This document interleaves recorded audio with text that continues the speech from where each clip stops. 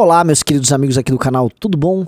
Renan falando com vocês. Dessa vez vamos abordar Lula em crise e assim, mal o governo começou, tecnicamente o governo nem começou, mas vamos dizer, a mal transição para o governo Lula começou e ele já está envolvido numa crise econômica, inclusive uma crise dentro da transição dele, enquanto as Forças Armadas soltam nota, tá? O que parecia ser uma esfriada no clima, na verdade, muda. Não é que a crise aumentou, ela mudou de forma e isso pode ter grandes implicações para o futuro de todos nós. Roda a vinheta.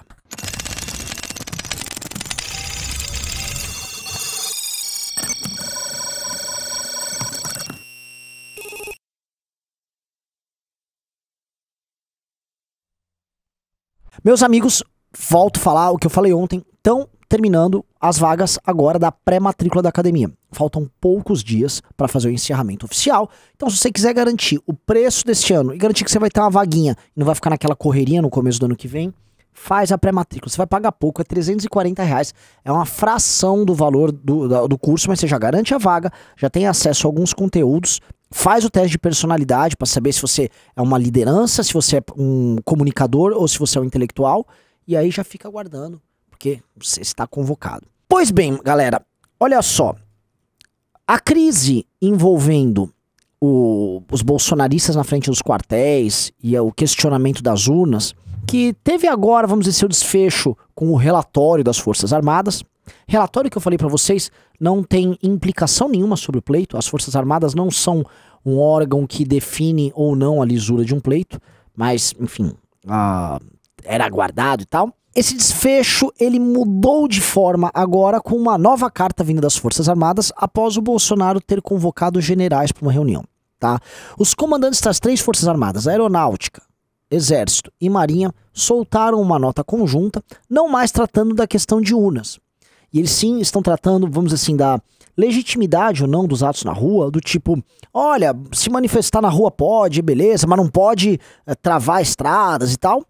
E também da questão de certos avanços que estão sendo tomados de um poder contra o outro. No caso, um recado deles para o Alexandre de Moraes. As Forças Armadas pararam de tratar a crise dentro do prisma de uma fraude nas urnas, coisa que eles não iriam conseguir sustentar. E aí eles passaram a tratar agora do conflito entre os poderes, né? E aí dizendo que eles estão à disposição do povo e blá, blá, blá, blá, blá, blá, blá. E aí é uma nota, por ser dúbia, que ela tem dois efeitos. Um efeito é gerar um ar de normalidade e o outro efeito é incendiar a militância. Porque quando ela fala ela fala desses conflitos entre os poderes, ela apela para o imaginário golpista que existe dentro de muitos manifestantes que estão aí na rua, que imaginam que o papel do artigo 142 é convocar as Forças Armadas para resolver o problema entre os poderes. Então, tipo, o Bolsonaro vai falar, ô, Força Armada, vem aqui, ó, dá uma bronca aí no Xandão, né?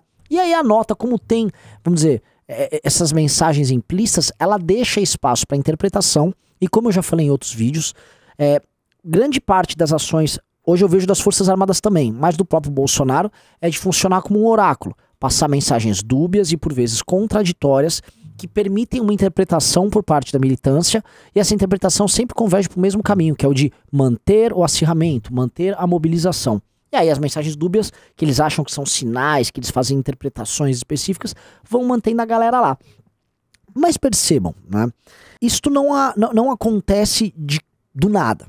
O Alexandre de Moraes se reuniu com o Lula recentemente, e o Alexandre de Moraes, como vocês podem ver nessa notícia aí, veio solicitar ao Lula que faça um projeto de regulação das redes sociais por conta das fake news, porque ele combateu fake news aí durante o pleito, portanto ele acha que tem que haver uma regulação, e o Lula obviamente quer uma regulação das redes sociais. Há um contexto geral aí, há um desenho de contexto geral. Eu não acho que as Forças Armadas sejam exatamente preocupadas com o contexto de liberdade de expressão ou de uso de redes sociais, porque honestamente, quando estiveram no poder, liberdade de expressão sempre foi a última das suas preocupações, né? O AI-5 que o diga. Mas me parece que eles estão preocupados aí também com uma espécie de um balanço de poder, né? Envolvendo esse consórcio que envolve STF, grande parte da elite, imprensa, PT, MDB, grandes partidos, grandes lideranças políticas, que chegou ao poder em certa medida juntos, com o Lula agora vencendo as eleições. Porém, mesmo esse pacote não está exatamente bem. E por que eu vou falar? Agora eu vou olhar dentro do lulismo.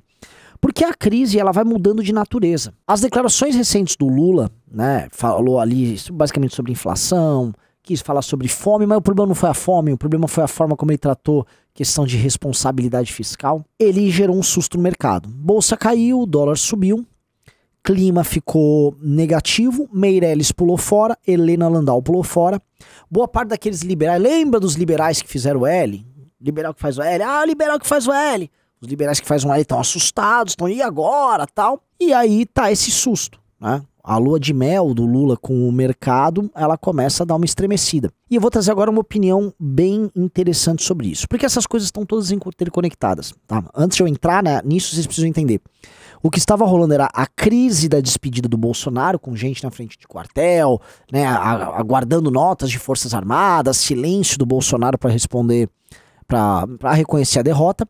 E do outro, o Lula se comportando, né? Não, olha só, o Lula tá fazendo a transição. Ai, ficava aqueles esquerdistas. Finalmente temos um governo, temos um presidente. Olha a meia do Alckmin, olha a meia do Alckmin. Ficaram lá adorando uma meia engraçadinha que o Alckmin colocou, tipo as meias que o Kim costuma usar. E aí eles estavam querendo criar, vamos dizer assim, essa diferença, né? O desgoverno do Bolsonaro com o agora governo do Lula. Tipo, e o Lula nem assumiu. Era o clima que os caras queriam criar. Porém, não. Lula, que... enfim, tá meio velhinho, tá meio atrapalhadinho da cabeça, já tá dando uma das suas, né? E vai passando esses sinais contraditórios. E quais são os sinais contraditórios que o Lula tá passando? Silvio Almeida, que ele chamou para participar do governo dele, um incendiário, um cara que quer ver uma guerra racial no Brasil, tá? Esse cara já foi chamado pro governo. Foi ventilado José Rainha e Stedley para cuidar do desenvolvimento agrário e da agricultura. 2 monstros invasores de terra. 2 pessoas que deveriam estar em outro lugar e não num ministério, se vocês entendem o que eu tô falando, né? Todas essas figuras sendo convidadas a participar do governo Lula, a gente percebe que é um governo que está buscando conflito, sim. Que esse papo de Lulinha Paz e Amor e que tem o Geraldo aqui, também em grande medida é um jogo. E é um jogo muito similar ao que o Bolsonaro faz. É um jogo de tensão e descontração. É um jogo de, tô aqui num governo aberto, estou chamando pessoas para participar tome aí um Guilherme Boulos, tome um José Rainha. Tome aí uma cultura woke. Não, toma aqui, vou assinar pro mercado. Mas agora ele vai lá e deixa de assinar. E agora fica aquele clima estranho no mercado. Primeiro, né, para entender isso, porque tem muita gente agora comentando e só estão falando, olha só, agora faz o L, que a economia... Gente... O mercado não tem que ser tratado com esse nome que gera a ideia de que o mercado é uma mera abstração. Tipo, não, o mercado é um conjunto de decisões autônomas que as pessoas estavam... Não, tá? O que a gente pode chamar de mercado financeiro tem seus principais agentes do mercado financeiro, que são pessoas que têm CPF, têm RG, e mais do que tudo têm grandes fortunas, estão em posições de poder dentro de grandes instituições e que influenciam a tomada de decisões econômicas dentro dos governos. Não se iludam. O que a gente chama de mercado é muito diferente. Você, eu, Jefferson, estou aqui investindo 10 mil reais aqui, né, vou fazer um rendimentozinho, eu quero fazer uma aposentadoria com isso.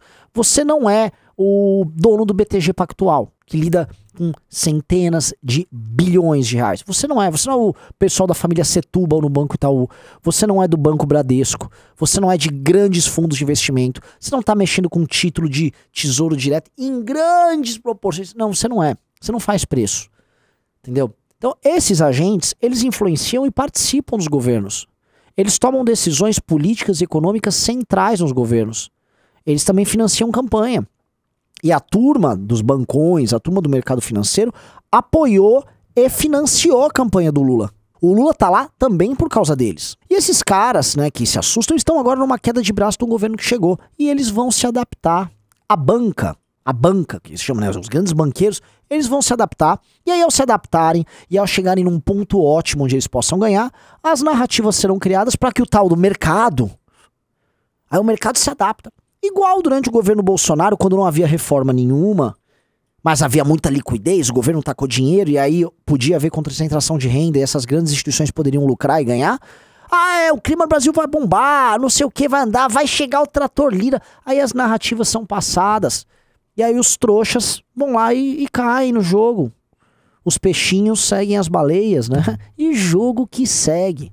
Então essa briga aqui não me assusta. Não haverá governo Lula sem participação desses grandes bancos, dessas grandes instituições. Eles só estão aqui nos seus atritos. Lula, que vem de uma base ideológica, não pode chegar lá e simplesmente largar todo mundo no chão. Lula, que fica tirando onda do teto de gastos, também não pode abandonar seus bancos. Vai haver um grande acordão. Vão acochambrar tudo como sempre acontece no Brasil. O Brasil é um país em que tudo pode acontecer. Inclusive, e especialmente, nada. Sempre se lembrem disso. E isso sempre decorre de uma tendência nossa a obter grandes acordos. Acordos em que as coisas não mudam e que a conta fica sempre para quem tem menos voz. No caso, meu amigo, você que está assistindo esse vídeo. Então, assim, essa briga aí, outros tempos ficaram todo mundo, nossa, olha só. Ih, não é nada. O mesmo mercado que amava o Paulo Guedes já vai arrumar razões para se apaixonar pelo Lula, tá bom? Esse foi o meu recado e beijos e abraços para todos vocês.